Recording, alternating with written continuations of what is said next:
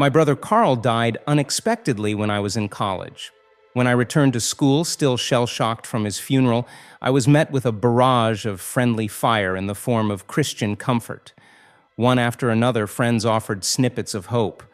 God works all things for good. God is in control. His ways are higher than our ways.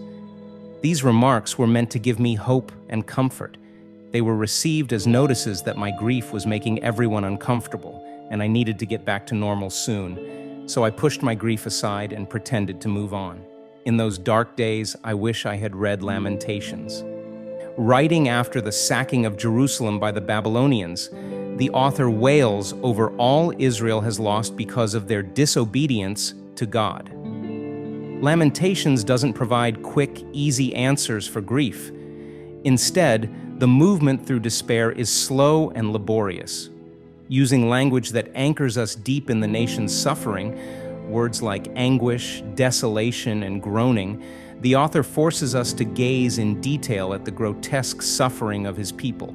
He tells us of a nation abandoned by its closest allies. He narrates horrific stories of mothers boiling their children to eat them. He voices the unending weeping for all that was lost.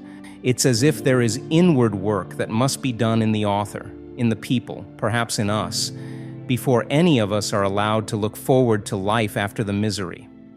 I often wish I'd been given permission to mourn this way after Carl's death. I wish I had told a friend about sitting in the waiting room all night as his vitals crashed and then steadied over and over.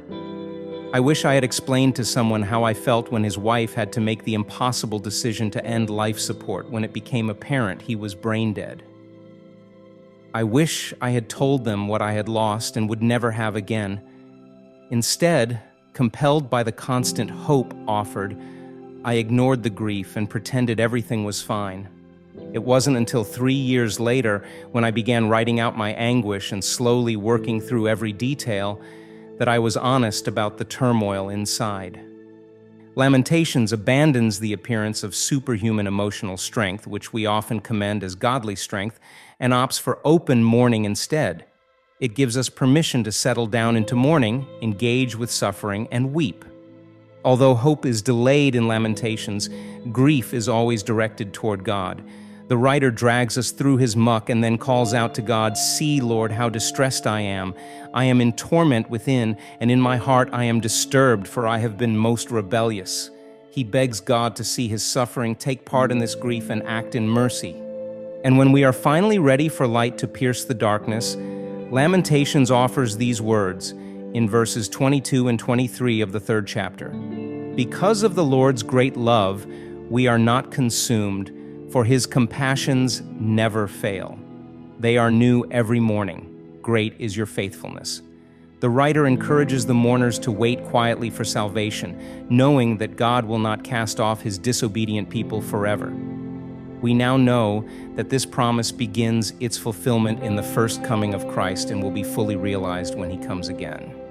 Lamentations even points to Christ. In verse 13 it says, "He pierced my heart with arrows from his quiver."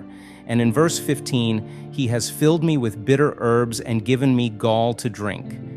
The Savior, pierced in the side and given gall to drink, suffered for us on a cross.